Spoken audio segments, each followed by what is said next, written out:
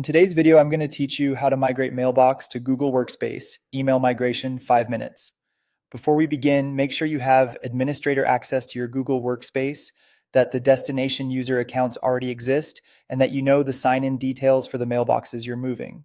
With that ready, head to the Google Admin console and sign in as an admin. From the admin homepage, open the data section. This is where Google centralizes tools for moving information into and out of your organization.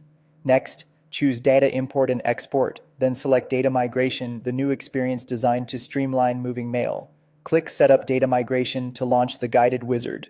This tool will connect to your old email provider, copy messages into Gmail, and, where supported, preserve folder or label structure so your users recognize their mailbox right away. You'll be asked to select the migration source. Pick your current email provider from the list. If you're coming from a general IMAP server, choose the IMAP option. As a tip, confirm IMAP is enabled on the source system, and if the source account uses two-step verification, consider using an app password. This helps the connection succeed without exposing your primary sign-in. Set your migration start date.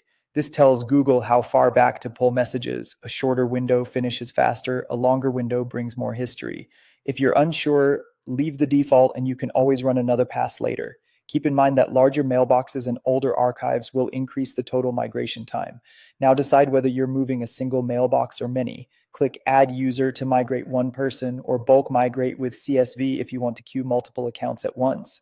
With CSV, you'll provide a simple file that maps each source mailbox to its matching Google Workspace user, which is ideal for team moves. For a single user, enter the source email address and the password for that source mailbox. Use the correct credentials for the account you're pulling from to avoid connection errors. Then select the target Google Workspace user so messages land in the right inbox. Finally, click Start. The wizard will test the connection, begin copying messages, and show you status right on the page.